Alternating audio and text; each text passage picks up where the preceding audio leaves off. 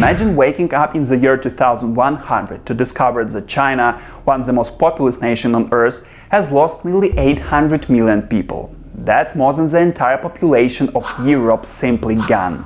Population down 800 million? No problem. Just replace them with factory-fresh cyborgs. Warranty included. A nation that built its rise on the backs of 1.4 billion citizens in 2021 could shrink to just 700 million by the end of this century. This isn't just China's story, it's the world's. What happens to the global economy when the factory of the planet runs out of workers? Will global markets shudder under falling demand and disrupted supply chains? Or will new industries, from automation to elder care, reshape trade in ways we've never seen before? Inside China, the number of over 65s will double soon. While birth rates hit historic lows, its young workforce is shrinking, but some say this could make China leaner, more innovative and wealthier per capita. So here is the real question: is this the beginning of China's downfall, or the dawn of a different kind of superpower with ripple effects across the globe? What do you think? Collapse or transformation? Share your thoughts in the comments below. Also, don't forget to hit like, subscribe and share this video so you don't miss what comes next. China's population story reads like a roller coaster. After centuries of growth, it finally peaked at 1.4 billion in 2021. But just 2 years later, in 2023, India overtook China as the world's most populous country, and from here, the drop only accelerates. By 2050, China could fall to 1.3 billion. By 2100, the number may collapse to just 770 million people, nearly half its current size. To understand why this matters, look at China's population pyramid. In the 1980s, it had the classic shape of a young, growing society, wide at the base with millions of children and teenagers. Today, that pyramid has flipped upside down. Instead of a booming youth population, there's a swelling bulge of middle-aged and elderly citizens, while the base is frighteningly narrow. This shift strikes at China's biggest strength, its dependency ratio. In 1980, every 100 working-age Chinese supported 68 dependents. That burden fell to just 44, the perfect demographic window that powered China's economic miracle. But fast forward, and by 2085, the ratio is expected to nearly double to 89, as millions retire and fewer young people step in to replace them. So here is a haunting question. What happens when the very engine that built modern China, its vast workforce, is no longer an advantage, but a crushing liability? China's population decline didn't just happen by accident. Its roots stretch back to 1979, when Beijing introduced one-child policy. For more than 3 decades, most families were allowed only one single child.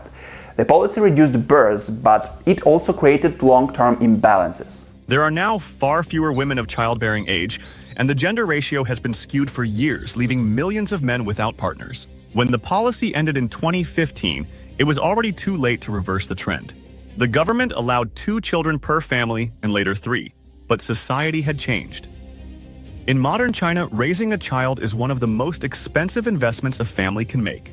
Studies show the cost of raising one child is about 6.3 times the country's GDP per capita.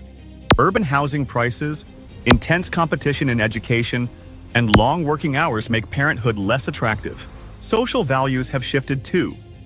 Many young Chinese are delaying marriage or avoiding it altogether. Then came COVID-19, which added new financial insecurity and uncertainty about the future. The result is a fertility rate that has collapsed to just 1 kid per woman. 1 kid. One of the lowest in the world, far below 2.1 needed for a stable population.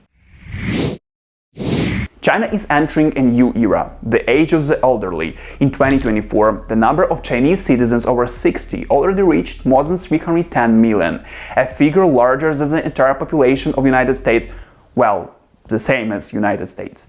And this is only the beginning. By 2050, the number of people aged 65 and above will double, transforming China into one of the most aged societies on the planet. This shift will create enormous pressures. In 2010, 8 working-age Chinese supported every retiree. By 2050, that support shrinks to just 2 workers. Pensions, healthcare, and elder care services will face an overwhelming financial burden as the population ages. Families, once the traditional backbone of elder care, are also shrinking, leaving fewer children to care for parents and grandparents. Yet hidden within this crisis lies an economic opportunity. The rise of the so-called silver economy is creating massive demand for healthcare technology, medical devices, pharmaceuticals, retirement housing, and lifestyle products designed for seniors.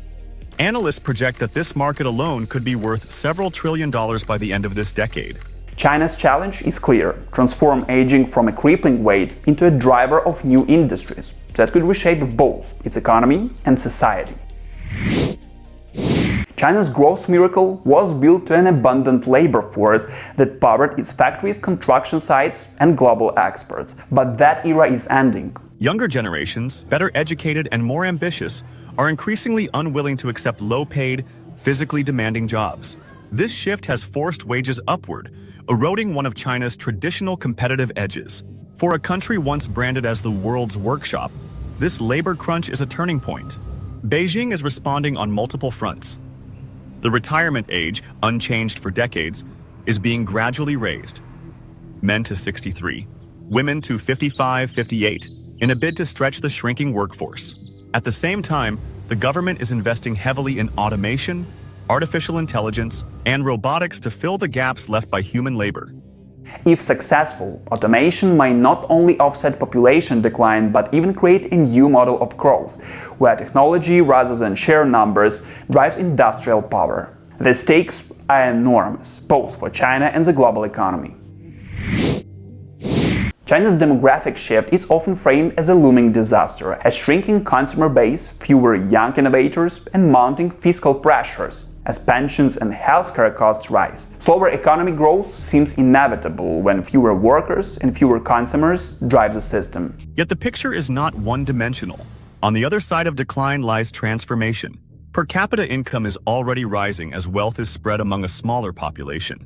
A once massive low-wage workforce is gradually giving way to a smaller but more skilled one, with college enrollment now exceeding 60%. This talent pool has the potential to drive a shift from labor-intensive production to higher-value innovation. At the same time, China's aggressive investment in automation and digital technologies may unlock productivity gains strong enough to compensate for demographic headwinds.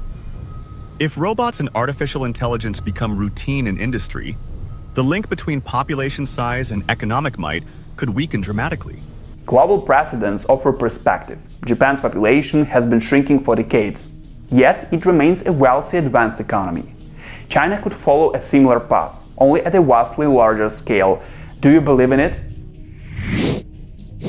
China's demographic shift won't just reshape its economy, it will ripple across the globe. With fewer workers and rising wages, many labor-intensive industries are already relocating to Vietnam, India, and other emerging economies. This creates new winners in the global supply chain, while China pivots toward higher tech and capital-intensive production. For international businesses, demographic change isn't just a risk. It's an opportunity. Demand will surge for healthcare, elder care, automation, and even education services tailored to an aging population. These are trillion-dollar industries waiting to be tapped. On the geopolitical stage, analysts are split. Some argue China has a shrinking window to assert itself before its demographic weight drags it down. Others believe this decline narrative is overstated, noting that China's population will remain massive well into 2050, and wealth, not sure numbers, may define its global standing. So here is a bigger question: if China's contracts by half but grows far richer per person, is it truly weaker,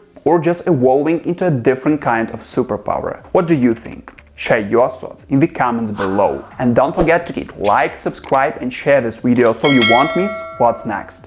Catch you in the next one.